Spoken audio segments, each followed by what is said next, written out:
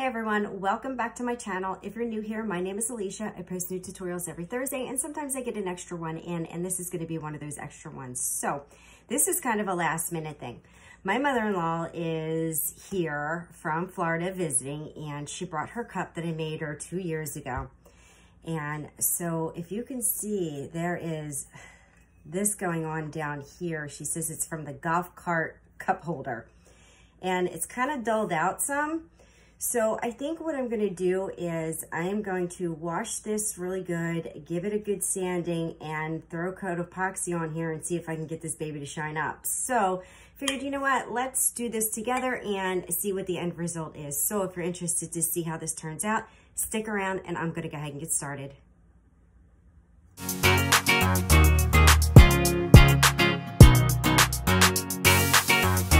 All right, first thing, I want to make sure that you guys are wearing a protective mask from the dust and protective eyewear.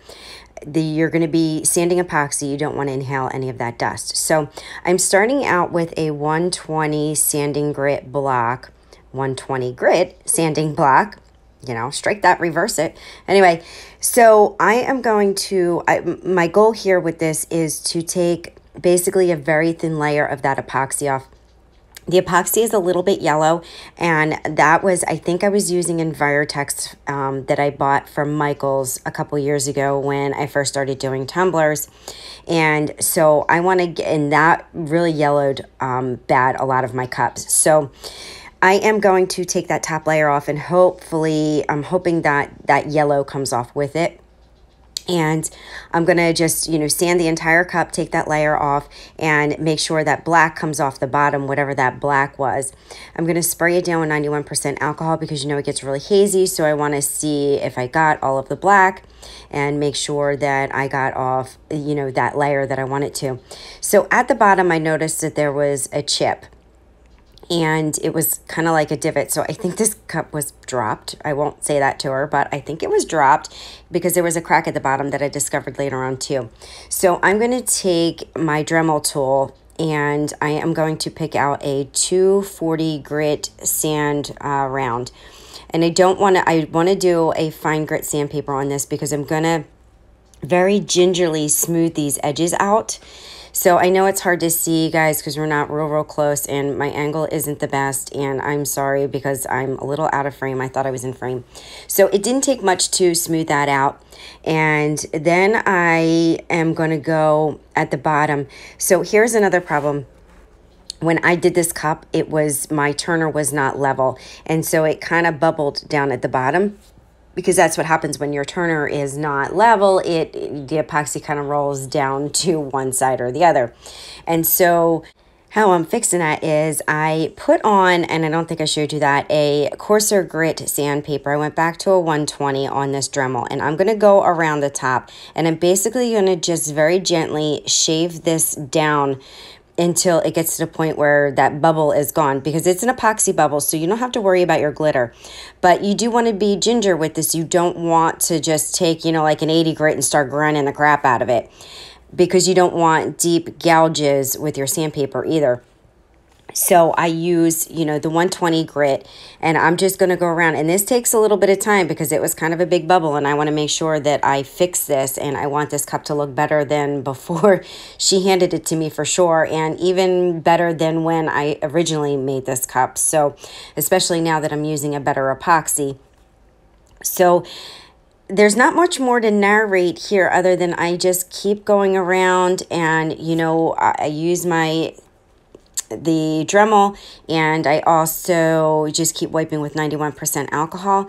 You can do this with a sanding block. I wouldn't even dare do it with a sanding block because it's a lot of epoxy to grind down. So, you know, this tool, if you don't have this tool, this tool is fairly inexpensive for the amount that you can use this for. Like, I use this to clean up my rims and get that little silver line at the top. I use it for getting out, you know, grinding down like bubbles, you know, if I get bubbles.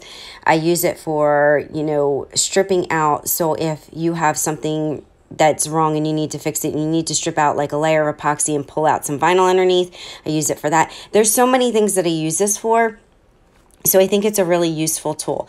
I am not a paid sponsor for this tool. I just picked it up on Amazon, and there are plenty of makers of, you know, these Dremels. So it's up to you which brand you want to use. All right, so now that I'm done that painful task, you can see it looks pretty chewed up there, but I promise you it will be fixed. So I'm coming in with a 220 grit sanding block, and I'm going to basically go over this whole cup, and I want to smooth it out and get out any deep gouges, because you don't want those deep gouges underneath your epoxy. And I'm just going to give it, there's so much dust here, so that's why, you know, you can see all the dust. That's why it's important that you wear a dust mask. So now I'm going to go around the rim, and I'm just going to make sure that that rim is cleaned up really nice, better than I had done 2 years ago. And I am using the same grit sandpaper, so I think it was the 120, 220. Just use a fine grit. Don't use anything crazy. And I picked up a big pack of these little sanding things from Amazon, really, really cheap, and there was like a lot of pieces. All right, guys, so after I'm done all that, I wash it with Dawn dish soap. I give it a good wash because there was so much dust. You want to make sure everything's off. So I washed it. I let it dry for half an hour. And the reason why I let it dry for half an hour is I wanted to make sure it was nice and dry, because I feel like the epoxy, when you do this kind of sanding, almost feels like porous and rough, and I feel like it holds the moisture. So that's why I just mounted it on my turner and then let it sit for half an hour before I came in with my epoxy. So I'm using the epoxy that I use now, my regular set. It's just super clear, has UV protectant in it, and I mixed up 15 mLs. And so I want, you know, a nice coat, but not too thick on there. So I'm really happy with, you know, how this is coming out underneath the epoxy. And it looks, you know, a lot of the yellowing is gone. That black at the bottom is gone. I fixed that little divot or whatever, that little chip at the bottom. And so I think this is, I'm not going to need to do anything else with this cup. So I'm going to put the epoxy on. I'm going to torch for bubbles, and I'm going to let this baby turn overnight, and I will be back with my final remarks. Oh, I also want to mention that I did put some fresh snow glitter in with my epoxy to give this cup an extra shimmer. I'm not really happy with this glitter. It is Walmart glitter, and this was really, you know, what I was using before. I was using GMI glitter, so I just wanted to give it a little extra shimmer, and it gave it exactly what it needed, and I am really happy with how this turned out. So I am going to be back with my final remarks. All right, guys, so this is done. What a difference. I don't know if you can see the difference, but even like it even had like a little bit of yellowing. So I think that the epoxy that I was using, I think I made this cup when I was using the Environtex that I was picking up at Michael's, and that yellowed really bad, a lot of cups. And so, you know, this being 2 years later and sitting in the sun in a golf cart in Florida, did not do it well. So, you know, with this different epoxy that I'm using, I like it a lot better. So we'll see what happens in 2 years. So guys, thank you all for watching.